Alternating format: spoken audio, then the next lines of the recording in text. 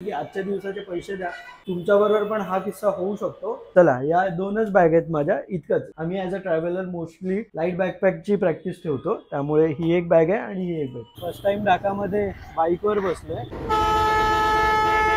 पापलेट घेतलंय मी, तो इथे आपण चूज करायचं कोणती मच्छी हवी ती आणि इकडे बनवतात। नमस्कार मित्रांनो, मी सिद्धेश्वर आणि आपल्या यूट्यूब चॅनलच्या मदतीने मी घेऊन आलो आहे तुमच्यासाठी एका अनटच आणि अनएक्सप्लोर्ड अशा देशाची ट्रॅव्हल सिरीज। तो देश म्हणजे आपल्या बाजूचा, आपल्याच मदतीने स्वातंत्र्य झालेला असा बांगलादेश। या सिरीजच्या माध्यमातून आपण बघणार आहात माझी बांगलादेश मधली ट्रॅव्हल जर्नी, ज्यात मी मुंबई ते ढाका एअर इंडिया एअरलाईनने प्रवास केला, तो पण फक्त 4000 रुपयाच्या फ्लाईट तिकीटने, आणि एक्सप्लोर केलं बांगलादेशचं कॅपिटल ढाका। तसेच कॉक्स बाजारला जाऊन एक्सप्लोर केला the world's longest natural beach, जो की 155 किलोमीटर लॉंग आहे, आणि एक्सप्लोर केलं जेलमध्ये आल्याचा फिलिंग देणारी सीएनजी ऑटो, तसेच ट्रेन, बस, बोट, मोठीवाली शिप, ई रिक्षा, आणि सगळ्यात विचित्र म्हणजे की ई सायकल आणि बाईक। एक्सप्लोर केली इंडियन बॉर्डर बांगलादेश साईडने, जिथे मी 2018 मध्ये इंडियामधून व्हिजिट केलेलं एक सुंदर असं स्वॅम्प फॉरेस्ट, आणखी बरंच काही, ते पण फक्त 30,000 रुपीज मध्ये।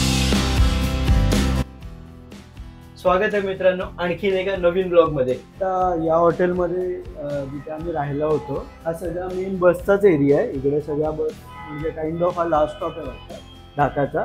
सो इकडे सगळ्या बस उभ्या असतात इथून पुढपर्यंत सगळीकडे। आणि आता मी आजची जी जर्नी करणार आहे ती मी इथून निघतोय बरिशालला, आणि त्यानंतरची पुढची जर्नी अजून माझी क्लिअर नाही आहे, कारण सुंदरबनकडे जायचं की कुआकाटा म्हणून एक साऊथ वेस्टचा एंड आहे। मी आता लास्ट टाइम साऊथ ईस्टला गेलेलो, कॉक्स बाजार वगैरे। सो साऊथ वेस्टच्या एंडला जाणार आहे मी आता। सो बरिशालवरून कुआकाटा जायचं की सुंदरबन जायचं, हे आता मी बरिशालला जाऊन ठरवेन की पुढचं मला काय बेटर राहील माझ्यासाठी, थोडं लोकलशी बोलून, कारण इंटरनेटवर फारशी माहिती अवेलेबल नाही आहे म्हणून। आता मी हॉटेलवरून निघतोय, आणि वल्लभ जो माझ्याबरोबर होता इतके दिवस, माझा मित्र, तो आज मुंबईसाठी निघणार आहे, त्याची आज फ्लाईट आहे, त्यामुळे त्याला पण आता गुड बाय बोलतो। सो आता इथून पुढे माझी म्हणजे आज 22 तारीख आहे, 23-24, कारण माझी पण रिटर्न फ्लाईट 24ची आहे। सो 22चा दिवस, 23चा दिवस आणि 24चा अर्धा दिवस, कारण आय थिंक फ्लाईट 2 की 3 वाजताची आहे। माझी रिटर्नची जर्नी 24ला चालू होईल, बट तो आत्ता निघून चाललाय, सो त्याला आता गुड बाय म्हणतो आणि मी पुढे निघतो। बाय द वे, काल आम्ही जेव्हा या हॉटेलमध्ये रिटर्न आलो, एक घडलेला किस्सा होता, म्हटलं तो एकदा तुमच्याबरोबर शेअर करूया।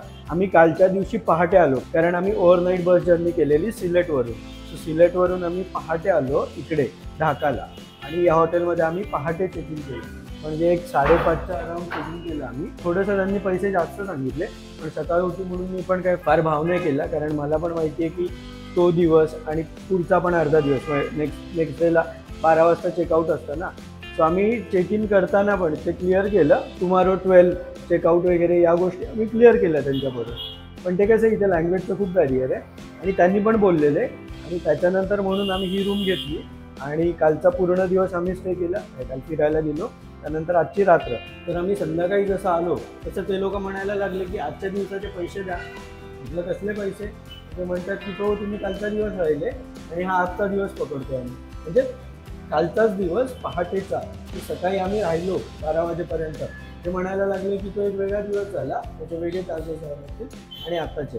म्हटलं वेळेत तर तुम्ही वगैरे, आणि त्यांना सांगितलं मी बॅकपॅकर आहे, आम्ही नुसतं बांगलादेश नाही, आम्ही पूर्ण जग फिरतो बोललो। आणि मुळात बांगलादेशमध्ये आलेला पण मला बरेच दिवस झाले, सो मला बांगलादेशचं प्रत्येक ठिकाणचा रेट माहिती आहे की किती आहे, काय आहे सगळीकडचा। आणि त्याच्यानंतर बराच वेळ त्यांच्याबरोबर डिस्कशन केल्यानंतर त्यांनी पटवून दिलं की तुम्ही जे काही करताय ते चुकीचं करताय, आणि त्यांचं पण तेच इंटेन्शन होतं की मिळाले तर मिळाले, कारण ते आम्हाला म्हणत होते काहीतरी द्या, काहीतरी द्या। म्हटलं नाही, देणार नाही, कारण त्या पॉईंट नाही आहे ना त्या गोष्टीला। मी ऑलरेडी त्यांना एक्स्ट्राच दिलेले, हे समजून की मी पूर्ण दिवस राहणार आणि नेक्स्ट डेचा पण थोडाफार दिवस राहणार त्यामध्ये। सो तुमच्याबरोबर पण हा किस्सा होऊ शकतो। जर तुम्ही अर्ली चेक इन कधी कराल तर तुम्ही ही गोष्ट नक्की लक्षात घ्या की त्यांच्याबरोबर क्लिअर करा, डेट सांगून, की एक्झाम्पल तुम्ही 1 तारखेला चेक इन केलं आहे तर क्लिअर त्यांना सांगा की 2 तारखेला 12 वाजता चेकआउट ना वगैरे। सो हेच थोडं या हॉटेलबद्दल सांगायचं होतं। बाकी हॉटेल तर ठीकठाक होतं, म्हणजे एकदम वाईट पण नाही, एकदम चांगलं पण नाही, पण छान होतं, आणि क्लीन आहे। तो माणूस सारखा येतो, सगळं क्लीन करतो, तो छान होतं। तर आतमध्ये आहे, त्याला आता मी गुड बाय करतो आणि निघूया आपल्या पुढच्या जर्नीसाठी। म्हणलं चलो गुड बाय, चल सांभाळून जा। येस. चला, या 2च बॅग आहेत माझ्या. इतकंच. आम्ही as a traveller mostly light बॅकपॅकची प्रॅक्टिस ठेवतो, त्यामुळे ही एक बॅग आहे आणि ही एक बॅग, एवढंच असतं. त्याचं पण सेम, एक अशी बॅग आणि ही बॅग. That's it. चलो बाय बाय बाय बाय.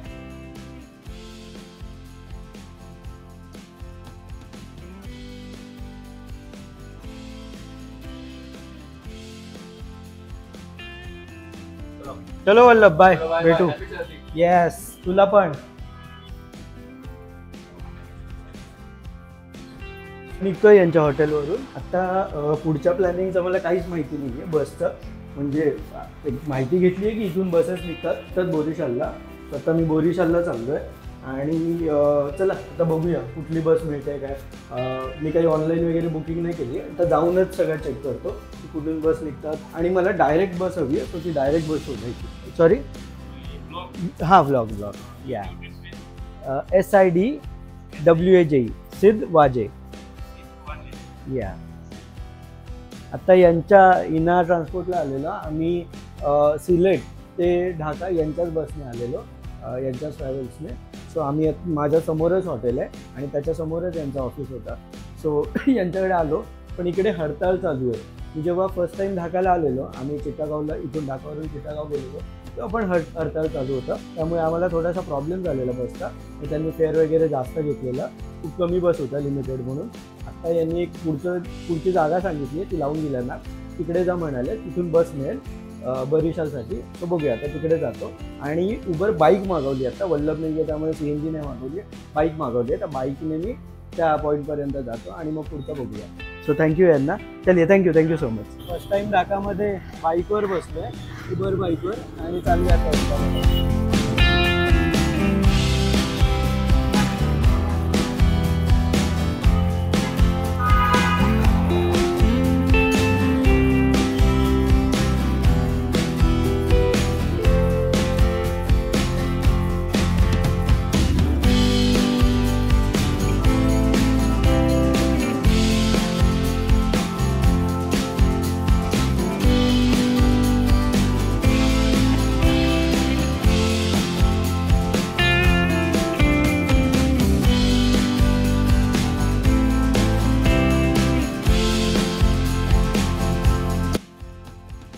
तसे मी या ट्रान्सपोर्टकडून तिकीट काढली आहे. आता मी या इनाच्या बसमध्ये बसलो आहे आणि बरिशालसाठी निघतो आहे. बाजूला एक बांगलादेश आहे, जे USA ला असतात. त्यांना विचारलं मी तुम्हाला घेऊ का, ते म्हणाले नको म्हणून. तर मी त्यांना दाखवत नाही आहे. तर त्यांच्याबरोबर थोड्याशा गप्पा चालू आहेत, कारण एक्झॅक्ट माझ्या बाजूला बसले ते. आणि आता मी बरिशालला चाललो आहे. त्यांच्याबरोबर थोड्या आपण गप्पा मारल्या की कुआकाटाला जाऊ की सुंदरबनला जाऊ. सो थोड्या गप्पा मारल्या, अजून थोड्या गप्पा मारू आणि बघू कुठे जायचं त्या ठरवू. बाय द वे, आता या बसमध्ये बसलो आणि आत्ताही सुटेल. 8:30चा टाईम आहे इथं आणि 8:30 ऑलरेडी होऊन गेले. किती वेळ लागतो बघूया. गुगल मॅपचा 4 तास दाखवतो, ॲक्च्युअल किती लागतात बघूया.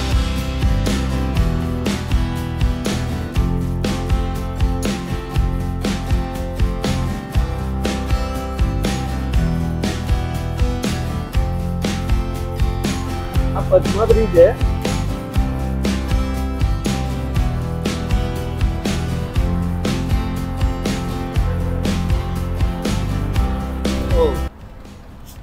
जवळजवळ 6.5 किलोमीटरचा हा ब्रिज आहे.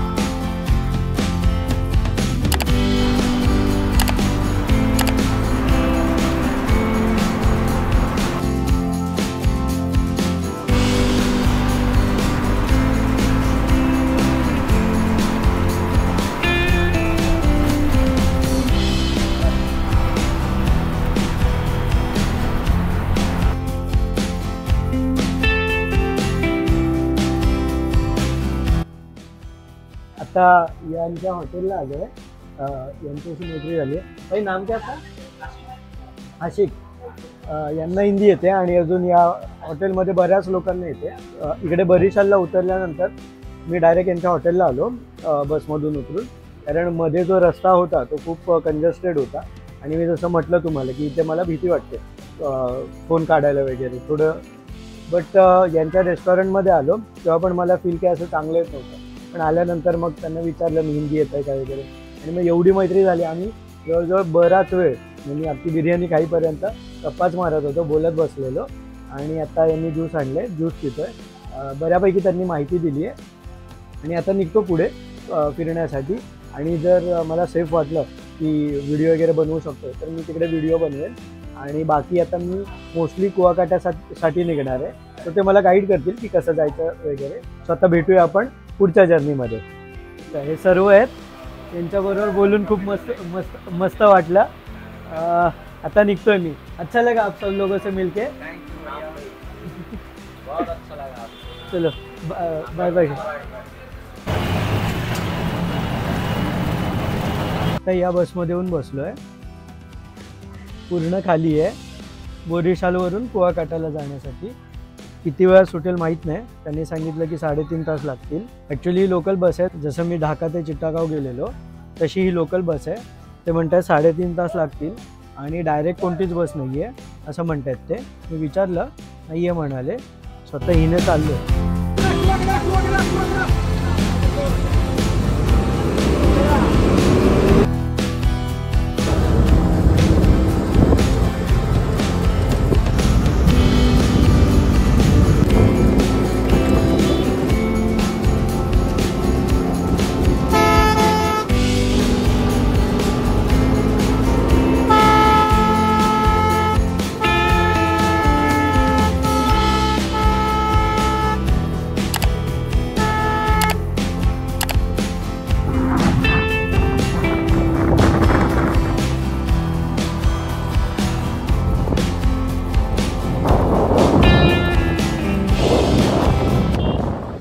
आता मी कुआकाटाला आलो आहे, तर त्या सायकलवरून आलो। इलेक्ट्रिक होती, थोडी विचित्र होती आणि या हॉटेलला आलो आहे आता बघूया। यांनी रूम तर दाखवली आहे, किती म्हणतात काय म्हणतात बघूया। सो हॉटेलचं तसं चांगलं आहे, बघूया आता किती म्हणतात ते। यांच्याकडे आता हॉटेल बुक केलं आहे, 1800 टाकायला दिलं आहे त्यांनी। आता चेक इन करतो आहे। चांगले खूप आणि त्यांना हिंदी येतं, सो आम्ही थोडं बोललो त्यांच्याशी, त्यांच्याबरोबर मी बोललो। आणि बाय द वे मी आता ATMला पैसे काढायला गेलेलो, इथे पुढे एक ATM आहे। वो ATM का नाम क्या बैंक का? डच बंगला ATM। डच बंगला ATMच्या बँकेत गेलेलो, 500 टाका एक्स्ट्रा मागत होता तो, म्हणून ते बाजूलाच इस्लामिक बँकेचा ATM होता, तिथून काढले तर 50 टाका एक्स्ट्रा लागले। आणि आपल्या कार्डचे लागणार ते वेगळे, बट या बँकेत थ्रू जी फी लागते ती इथे फक्त 50 टाका लागेल। ही रूम आहे आणि आता जस्ट चेक इन केलं आहे मी। ही रूम मिळाली आहे 1800 टाकामध्ये। ॲक्च्युली इथे कमी ऑप्शन्स आहेत खूपच, त्यामुळे इथे ही रूम करावी लागली 1800 टाका देऊन। इथं असून सुद्धा सगळे एक्सपेन्सिव्हच आहेत मोस्टली, कारण ही थोडी टुरिस्ट जागा आहे त्यामुळे। आणि 1000-1200 पण मिळाले असते, पण ते एकदमच फालतू मिळाले असते, त्यापेक्षा हा थोडा बेटर आहे। 600 एक्स्ट्रा गेले आहेत, बट ठीक आहे, म्हणजे हा बेटर आहे जरा।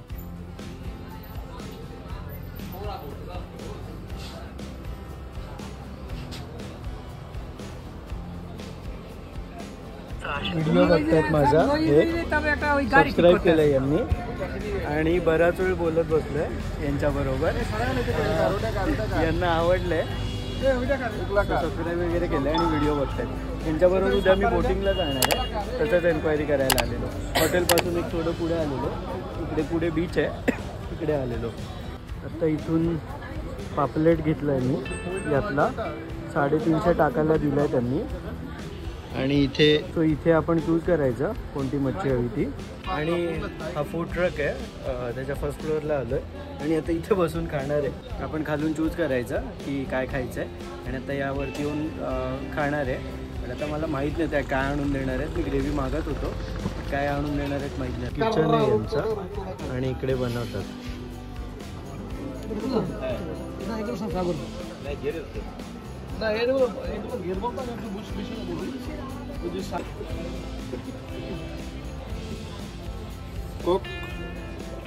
असं काहीतरी एक विचित्र शॉप होता,